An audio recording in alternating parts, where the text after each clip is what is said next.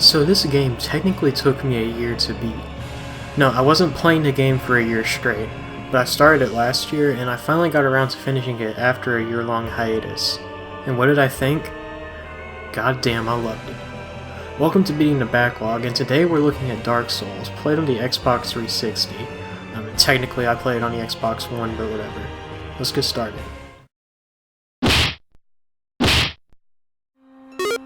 In the age of ancients, the world was unformed, shrouded by fog.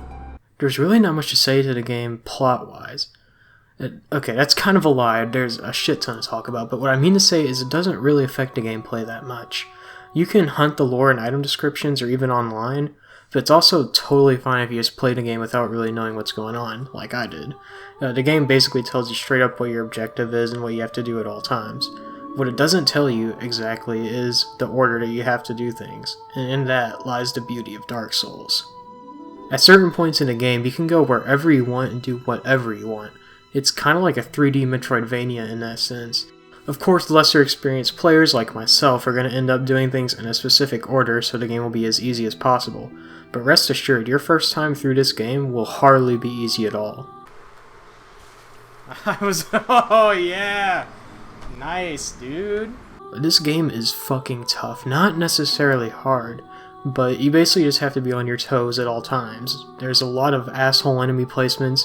Each enemy really has its own strategy you have to use to take it down. That being said, you have a lot of different methods of disposal at your hands. You got a variety of melee weapons, bows, even some magic spells you can use. This gives the game insane replay value, combined with the fact you can tackle the locations whatever way you want. Me personally, I used what some people might consider a scrub build. I used some heavy armor and a heavily upgraded halberd and a great shield. Yeah, decry me all you want, but I got through the game and the DLC just fine, so fuck you. The locations in this game were pretty well designed for the most part. I mean that both visually and from a gameplay sense. Places like Anor Londo or New Londo Ruins had cool aesthetics and environments to be in, and almost every area rewards players to explore more thoroughly or find the hidden walls to the treasure. That being said, a couple areas had me really irritated. Of course, Blighttown being the infamous one. It's just really janky, sometimes hard to find the correct paths to progress. The swamp at the bottom also sucks dick.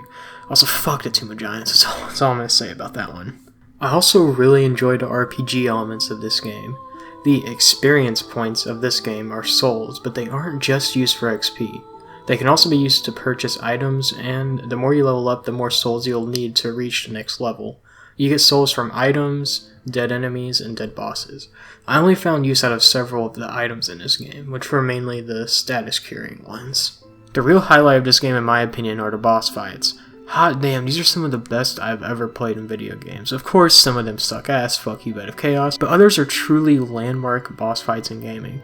Crossbreed Priscilla, who turns invisible save for her footprints, and fucking Ornstein Smough, they were really hard, but they're just so good, they both complement each other so well.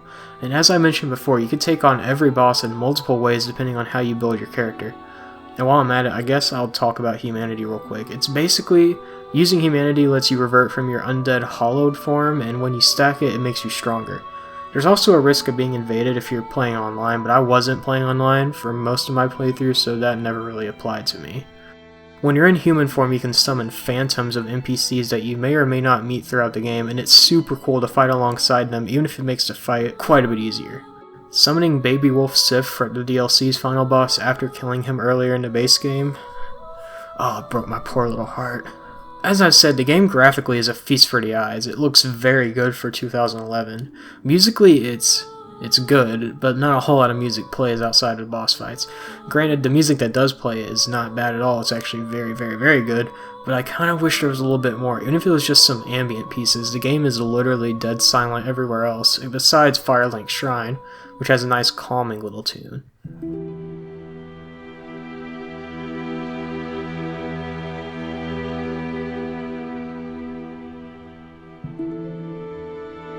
And well, that's basically all I have to say for Dark Souls. I'd highly recommend at least trying it out if you haven't before. It's definitely not for everyone, but if it is for you, you'll know it very quickly. Me personally, I need to try out some of the other games in the series sometime, or at least just replay this one because, hot damn, I love it so much. And that's it for this episode. I'm going to talk about some YouTube related stuff now, so if you don't care for that, then thanks for watching. I'll see you next time. So yeah, some personal stuff. I'm making videos again, as you can see, at least for a little bit. I feel really bad. I just kind of left and didn't really do much. And I was just not in a good mental state at that time to try to make YouTube stuff. I wasn't in a good mental state, YouTube speaking, of course. But now I'm just saying, fuck it, why not? Just make some stuff in my spare time. Of course, now I'm in college, that makes it way harder to do stuff. But while I'm on breaks, I'll try to crank out a video or two for you guys. Hell, I mean, if you guys want to see me try to stream again, I'll try that too, I guess.